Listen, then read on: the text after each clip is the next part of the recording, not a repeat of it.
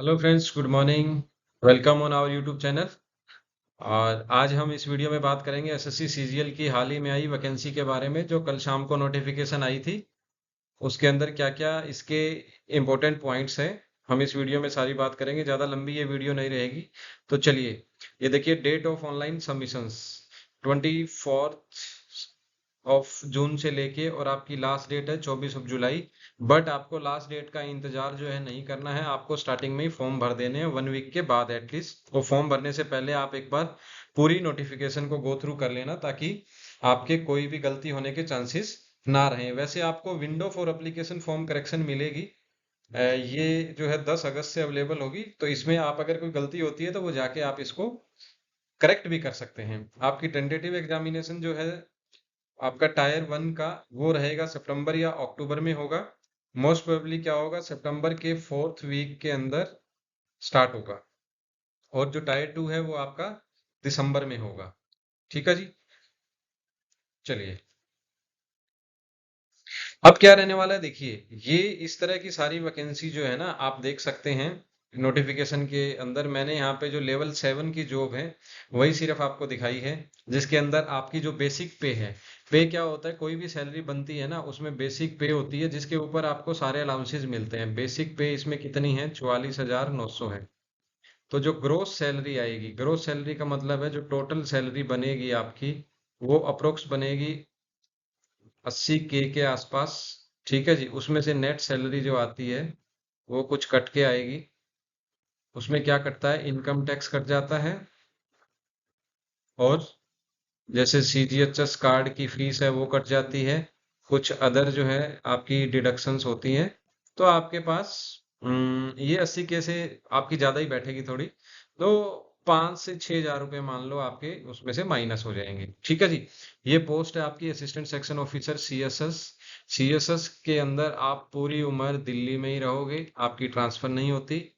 ASO intelligence bureau, ASO in ministry of railway Delhi, MEA ministry of external affair.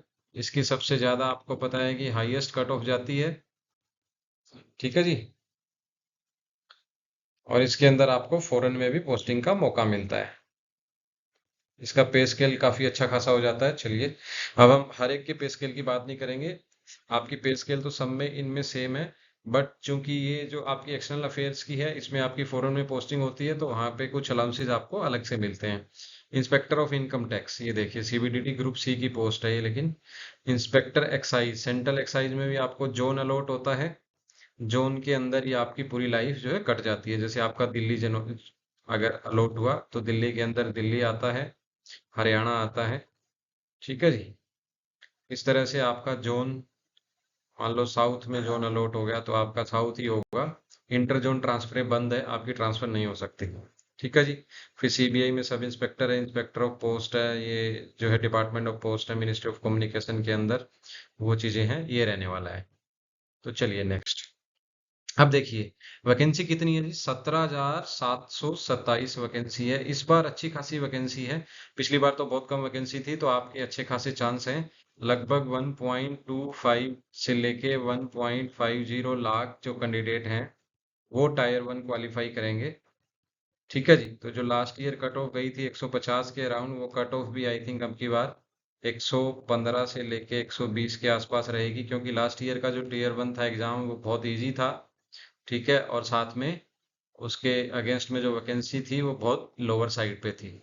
However firm vacancy will be determine in the due course. Due course का मतलब है कि आने वाले time में और वैकेंसियां increase हो सकती हैं। Updated vacancy if any along with the post wise and category wise vacancy will be made available on the website में मिल जाएंगी। ये चलिए कोई बड़ी बात नहीं है, वैकेंसी आपके लिए एक मोटिवेशन है। बट चूंकि आपको तो एक ही जॉब चाहिए, तो आपको परेशान होने की जरूरत नहीं है। एज क्या है जी, देखिए इसमें अलग अलग तरह की पोस्टों के लिए अलग अलग जो है एज है। मैंने आपको लेवल 7 की जो बताई उनमें सब में 30 एज है आपकी। मिनिमम एज जो है वो 20 है।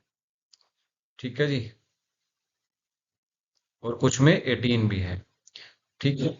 कुछ में 27 है, ये देखिए 27। ये कैसे है, जैसे आपका ऑडिटर की पोस्ट है, सीएजी वगैरह में, सीजीडीए वगैरह में। ठीक है। और भी डिपार्टमेंट है, आप एक बार देख लेना। तो उसमें आप 18 से 27 तक जा सकते हो, ये 20 से 30 है।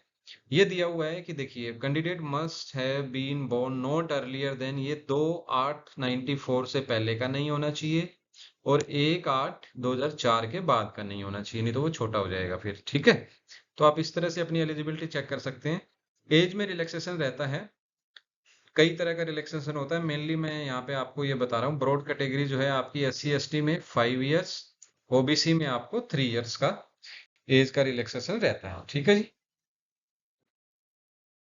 अब देखिए, candidate are question that they must ensure they belong to the category as field, yes, ये बहुत इंपॉर्टेंट पॉइंट है। देखिए दोस्तों, आपको ये इंश्योर करना है कि अगर आप OBC का सर्टिफिकेट बनवा रहे हैं, ठीक है जी, और आपने फॉर्म भरते टाइम आपकी कास्ट फॉर एग्जांपल भरी यादव, सर्टिफिकेट में कुछ और लिखवा रहे हैं, ठीक है जी, कुछ भी है, कुछ लोग क्या करते हैं सरनेम से बनवा लेते होंगे, कुछ ऐसा होता है, क्योंकि बहुत कास्ट का बहुत ही ज्यादा कॉम्प्लेक्स एक सिस्टम है हमारे हिंदुस्तान में।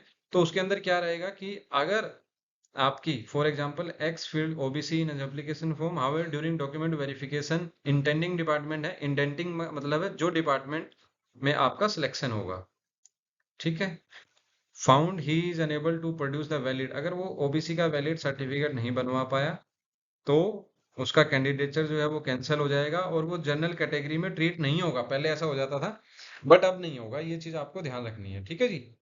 तो ये चीज सब लोग ध्यान रखेंगे। OBC का सर्टिफिकेट आपको प्रॉपर बनवा लेना है अपने डिपार्टमेंट से, और जो एग्जाम की लास्ट डेट, सॉरी एग्जाम की नहीं, फॉर्म भरने की लास्ट डेट है, उससे पहले पहले आप जो है अपना OBC का सर्टिफिकेट बनवा लीजिए। उसका फॉर्मेट भी मैं आपको लास्ट की स्लाइड में अभी शो कर दूँ,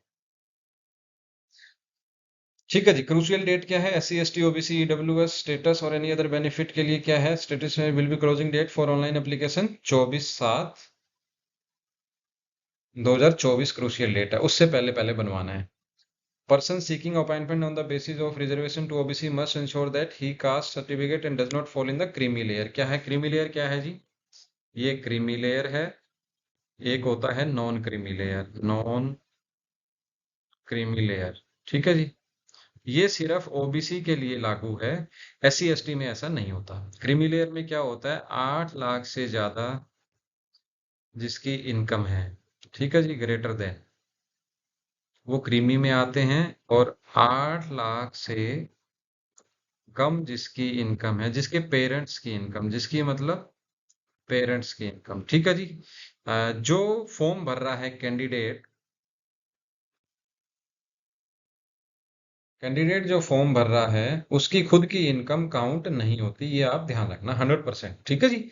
इनकम क्या है, सैलरी इनकम काउंट नहीं होती, सैलरी के अलावा कोई आपके फादर की इनकम है, सैलरी से चाहे 15 लाख इनकम है तो भी वो काउंट नहीं होती, ठीक है। एग्रीकल्चर इनकम जो है, एग्रीकल्चर इनकम जो है वो काउंट नहीं होती। इसके अलावा इनकम जैसे शेयर मार्केट से इनकम है, रेंट की इनकम है, कोई और इनकम है, तो वो आपकी काउंट होगी, ठीक है। A person seeking appointment on the basis, अगर EWS में हो तो must ensure that income and asset certificate valid for the financial year 24-25 issued on the basis of income आपकी 23-24 में क्या थी, 1 अप्रैल 23 से लेके 31 मार्च 24 तक आपकी इनकम क्या थी, ठीक है जी, वो आपने बनवाना है, ये ध्यान रखना। ये देखिए एसेंशियल एजुकेशन क्वालिफिकेशन, ये JSO के लिए दी हुई है, इसमें आपको बैचलर डिग्री चाहिए, साथ में क्या होना चाहिए, 60% marks in mathematics eight 12 level पे। अगर ये नहीं है तो बैचलर डिग्री होना चाहिए, बट उसमें आपका एक स्टेटिस्टिक्स रहा हो सब्जेक्ट। ये स्टेटिस्टिकल इन्विजिलेटर ग्रेड 2 के लिए है, ये आप देख लीजिएगा, ठीक है जी। रिसर्च असिस्टेंट इन NHRC के अंदर जो पोस्ट है उसके अंदर एसेंशियल क्वालिफिकेशन तो सेम है आपकी, बैचलर डिग्री। डिजायरेबल में क्या है, मिनिमम 1 ईयर एक्सपीरियंस हो आपको, या तो या फिर आपके अंदर डिग्री इन लॉ और human rights from a recognised university. Desirable है, ये एसेंशियल नहीं है। ऑल अदर पोस्ट के लिए आपको बैचलर डिग्री चाहिए, ठीक है जी। आपको बैचलर डिग्री रिकॉग्नाइज्ड यूनिवर्सिटी से, ये ध्यान रखना है, और 1/8/2024 तक आपको डिग्री जो आपके पास होनी चाहिए उससे पहले, ठीक है जी, कट ऑफ डेट है ये। नेक्स्ट देखिए, आपको पता है कि इसमें जो है टायर 1 होता है पहले, फिर टायर 2 होता है। ठीक है, टायर 1 के जो मार्क्स हैं वो अब क्वालिफाइंग है, नंबर नहीं ऐड होते, इसी के बेस पे सिलेक्शन होता है टायर 2 के। टायर 1 में क्या रहेगा, आपकी रीजनिंग आएगी 25 question, general awareness 25 question, quant 25 question, English 25 question, सब 2-2 नंबर के होंगे, टोटल 200 मार्क्स का होगा। ठीक है जी, 1 घंटे टाइम मिलेगा आपको, नेगेटिव मार्किंग रहेगी 0.50 के। ये सब चीजें आपको पता ही होंगी, अगर ऑलरेडी आप एसएससी की तैयारी कर रहे हैं तो। ये नहीं पता है तो फिर इसका मतलब आप एसएससी की तैयारी नहीं कर रहे। अब आपका ये टीयर 2 है।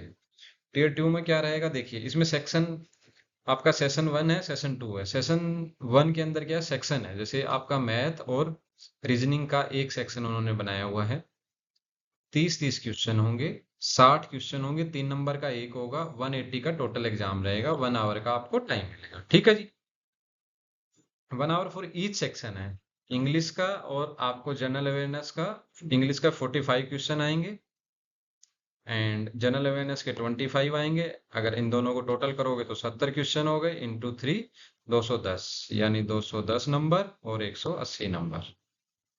ठीक है जी, 390 में से कट ऑफ बनेगी, ये रहा। उसके बाद आपका कंप्यूटर बेस्ड होगा, बट ये आपका क्या है, क्वालिफाइंग इन नेचर, मतलब जस्ट आपको पास करना है, इसके नंबर आपके सिलेक्शन के अंदर नहीं ऐड होंगे। ठीक है जी, उसके बाद ये डाटा एंट्री टेस्ट है, इसकी रेलेवेंस आपकी टायर 2 में आएगी, इसकी टायर 1 के बाद बात करेंगे, इसका भी कोई रेलेवेंस नहीं है, इसको छोड़ दीजिए। अब देखिए मोड ऑफ सिलेक्शन में क्या है, minimum qualifying marks in tyre 1 section 1 section 2, ये क्या है, इन्होंने दिया हुआ है कि आपका मिनिमम क्वालिफाइंग मार्क्स भी आपको चाहिए टायर 1 के अंदर, सेक्शन 1 सेक्शन। ठीक है जी, बट ये देखिए, अगर आपके सपोज आपकी जर्नल है तो आपको 30% चाहिए, आप ओबीसी हैं तो आपको 25% चाहिए, बट इतने नंबर अगर आपके नहीं आएंगे ना मिनिमम क्वालिफाइंग, तो आपका सिलेक्शन वैसे ही नहीं होगा। तो ये तो इससे ऊपर आपको लेके ही आने पड़ेंगे, तो मुझे नहीं लगता इसकी कोई रिलेवेंस है। ये देखिए फॉर्म जो है आपका, ये form of the certificate to be produce by other backward class, यानी ओबीसी का ये फॉर्म है। ठीक है, ओबीसी का सर्टिफिकेट आपका इस तरह से बना होना चाहिए, उसके अंदर जो 8/9/93 की जो गैजेट की नोटिफिकेशन है, ऑफिस मेमोरेंडम नंबर जो डीओपीटी का, वो मेंशन होना चाहिए। ठीक है, ये सब चीजें आप अगर अपने स्टेट में है ना, जिस भी स्टेट में है तो वहां बनवाओगे तो वो इसी पैटर्न पे ही बनाते हैं, इसी पैटर्न को फॉलो करते हैं, तो आपको ये लेके जाने की नीड नहीं है। चलिए, अब देखिए, ये जो है मैंने आपको इम्पोर्टेंट जो चीजें हैं वो बता दी, और आपको अगर इसके सिलेबस की चाहिए डिटेल तो मैं अलग से एक वीडियो डाल दूंगा, या आप नोटिफिकेशन में भी देख सकते हैं। तो चलिए, अब आपके पास समय कम है दोस्तों, और फटाफट तैयारी करिए और अपना सिलेक्शन लीजिए। Thank you for watching this video, thank you so much.